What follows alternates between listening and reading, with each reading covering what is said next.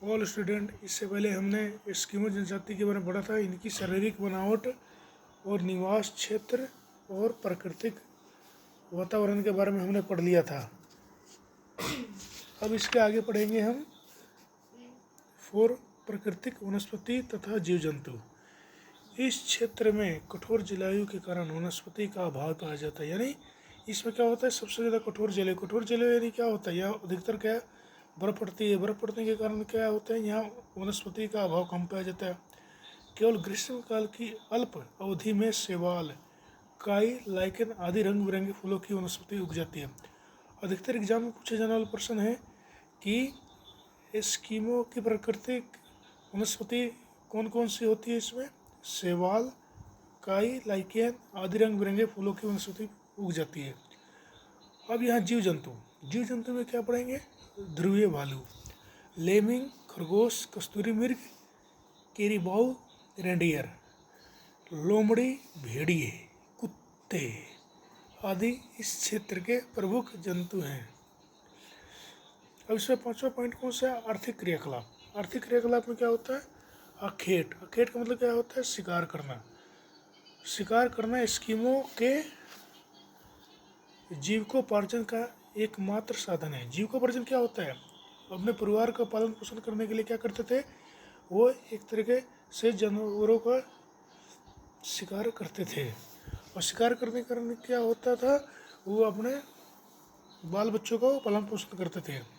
ये शीतकाल और ग्रीष्मकाल विभिन्न भागों में शिकार करते हैं।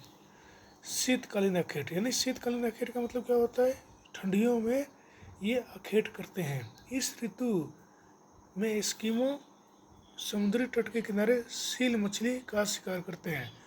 अधिकतर एग्जाम में पूछा जाने वाला प्रश्न है कि एस्किमो लोग किस का शिकार करते हैं, सील मछली का शिकार करते हैं।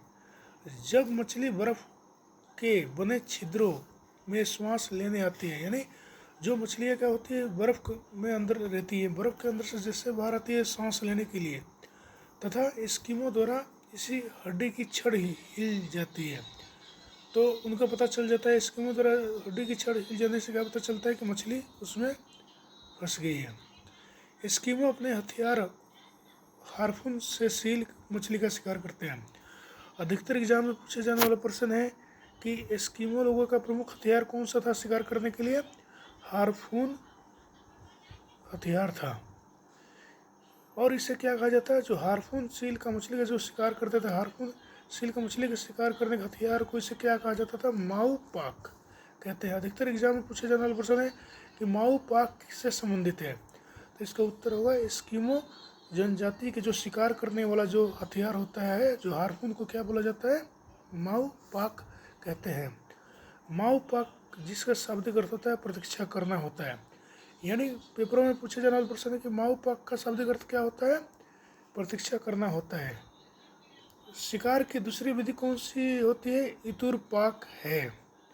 धन्यवाद। इससे आगे वाले वीडियो में हम शीतकालीन अखेट के बारे में जो शेष तथ्य है उसके बारे में पढ़ेंगे। धन्यवाद।